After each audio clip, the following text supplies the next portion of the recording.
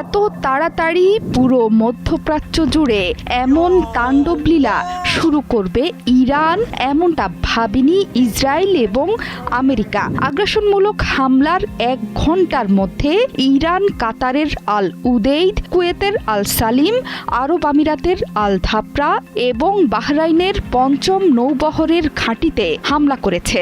ইসরায়েলে এরই মধ্যে তাণ্ডব চালাচ্ছে ব্যালিস্টিক মিসাইলের বহর। এখন পর্যন্ত কয়েক ডজন মিসাইলে রীতিমতো দিশাহারা আইডিএফ। এর বাইরে পুরো মধ্যপ্রাচ্য জুড়ে সাক্ষাৎ প্রলয় নামিয়ে এনেছে তেহরান। বাহরাইনে মার্কিন নৌবাহিনীর 5ম ফ্লিট লক্ষ্য করে মিসাইল ছুড়েছে তেহরান।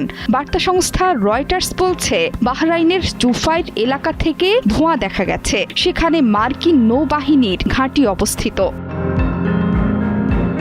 মার্কিন মিত্র কাতারেও আঘাত হেনেছে ইরানি মিসাইল। যদিও সবগুলো মিসাইলই প্যাট্রিয়ট প্রতিরক্ষা ব্যবস্থা দিয়ে প্রতিহত করার কথা জানিয়েছে কর্তৃপক্ষ। ইরানি হামলার ভয়ে সাধারণ মানুষকে ঘর এবং নিরাপদ স্থানে থাকার নির্দেশ দিয়েছে দেশের সরকার। পাশাপাশি সামরিক স্থাপনা থেকে দূরে থাকতে বলেছে কর্তৃপক্ষ। একই খবর এসেছে বাহরাইন থেকেও। বিস্ফোরণের শব্দ পাওয়ায় নাগরিকদের নিরাপদ আশ্রয়ে থাকার নির্দেশ দিয়েছে কর্তৃপক্ষ।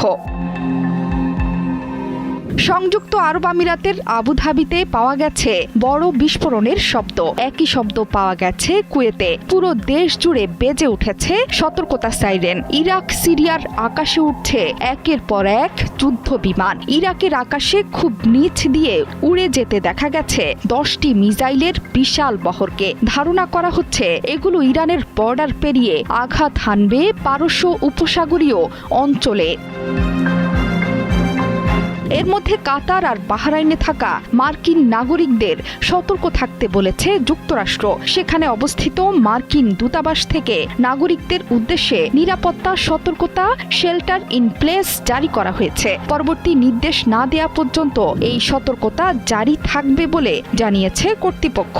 পুরো মধ্যপ্রাচ্য জুড়ে ইরানি মিসাইলের তাণ্ডব আর ভয়ানক সব বিস্ফোরণে পুরো অঞ্চল জুড়ে সর্বাত্মক যুদ্ধের আতঙ্ক ছড়িয়ে পড়েছে বলে মনে করছেন বিশেষজ্ঞরা।